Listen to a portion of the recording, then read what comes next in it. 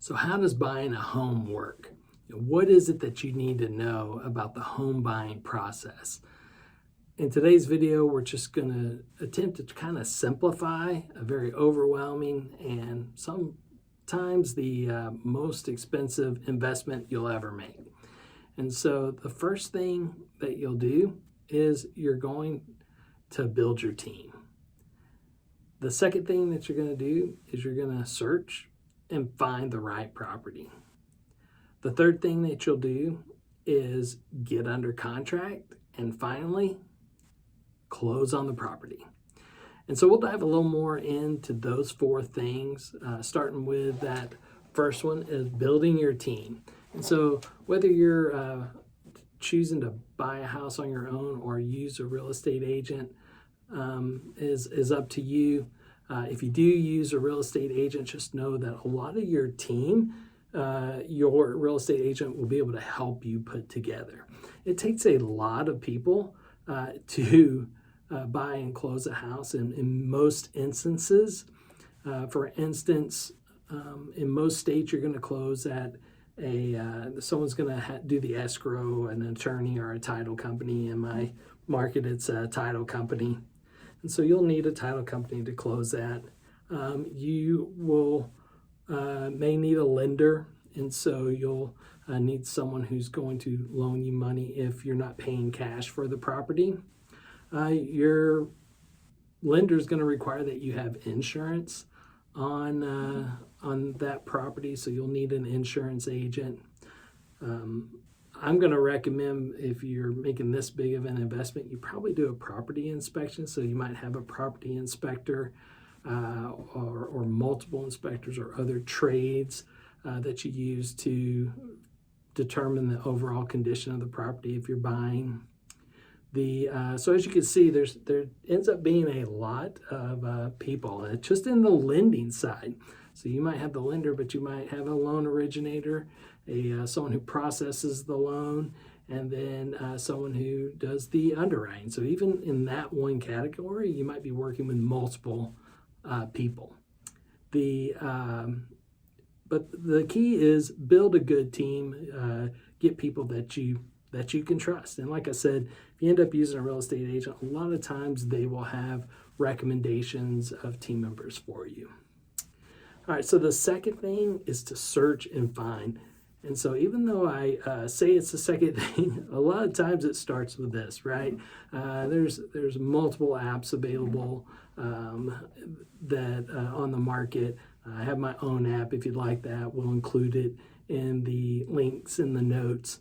The main advantage of using my app over someone else's is, if you ask a question about a property, you're getting me. Your information's not being sold to somebody else. The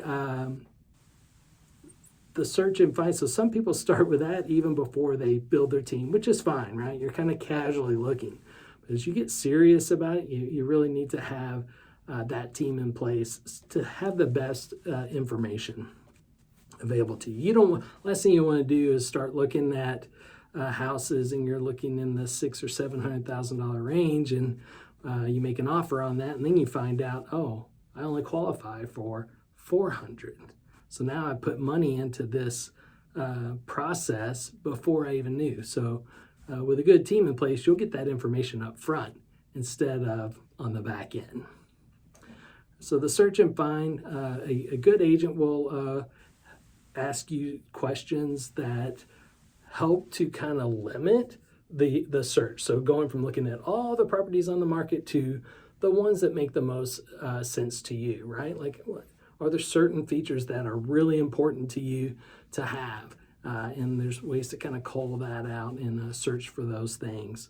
Some stuff says an easy search, and some maybe you can tell just by looking at the pictures if pictures are available. And others, there's no real way to find that particular specific thing.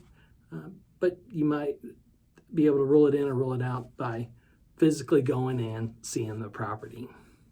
So in my case, what I ask people to do is go ahead and sign an agreement with me and also get pre-approved before we start the physically going out and looking at properties.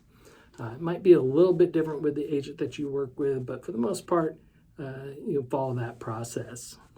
If you decide you just want to go out and start looking at properties on your own, perfectly fine, you're right to do that. Just know that in general, if you call an agent that has a property listed, they're got a responsibility to look out for the best interests of their seller. So I always recommend, and when I was moving around the country, I always got an agent as a buyer, and you have that right to be represented as a buyer. So let's say you find the home that you want. It meets all the criteria. It's got all the things that you're looking for, and you're ready to get under contract, right? And so the step just before getting under contract is making an offer, negotiating that offer. There's a lot of different terms within a contract or within an offer that can be negotiated. And so a good agent will help you kind of know what's traditional in the area, but even though something's traditional, doesn't mean that it can't be negotiated some. Assuming that you make an offer, the seller could come back and say, hey, we like your offer except for X, Y, and Z. If you'll change X, Y, and Z, then we'll move forward. Well, you still don't have the offer until both parties have signed and agreed on all the changes. But once you have that, you're under contract. And once you're under contract, you'll start the closing process. There's a lot of things that are happening during that time. And in the beginning, I usually tell my buyers, it feels really like Fast and Furious. There's a lot of things that we have to do right away, quickly. There might be a due diligence period. In my market, we call that an option period. It's a little bit different depending on what state you're in. Some are automatic, some you pay for. But regardless, you want to know, hey, do I have a period to do some due diligence, to look in, do some research, maybe have my property inspected? In most areas, you definitely should. You just want to make sure that that is in your offer. But once you might do things like a property inspection, you might research crime statistics, you might double check the schools, make sure that that's what that meets your needs. It's something that meets your needs. And then it's a matter of making sure that the financing is lined up, right? So there's a lot of little things between contract and the close process that have to happen. But then there's also, sometimes it's, we're just waiting, right? We end up, we've kind of checked all the boxes and we're waiting on maybe just one party. Maybe the lender's working on something, or maybe the seller said they would fix something and they're working towards getting that fixed. And it almost feels like we were so busy at the beginning and now we're not. And if that's the case, it could be normal, right? And if you're ever in doubt and you're working with an agent, just ask your agent. Ask your agent if that is normal. When it comes time for closing, we're going to want to make sure that funds are there, whether that's coming from a lender or you're wiring funds into the escrow agent, attorney, or title company, depending on your state. And make sure that they have the funds that they need. The title company will draw will draw up some documents. The lender's going to provide their documents. If you're on the buying side, you're going to have a lot of things to sign, so be ready for that. Your funds are there. You'll want to make sure that you have an up-to-date identification, and just know that the team members, remember going back to building the team, they're going to be telling you these things along the way. And so if you're ever uncertain what the next step is, I always try to tell my clients once we've done something, hey, here's the next step.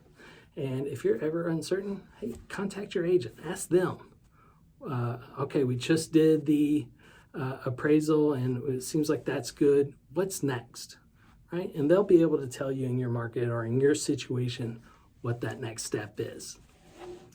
All right, so you go to the closing table, you sign, and you typically, it's negotiable, but you'll typically get the keys once everything is funded. So that could be the day of closing, it could be the day after.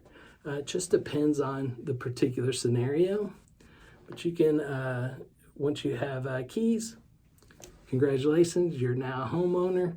And that's just taking the overall process, build your team, find your property, get under contract, and go close the property. That's the buying process in a nutshell.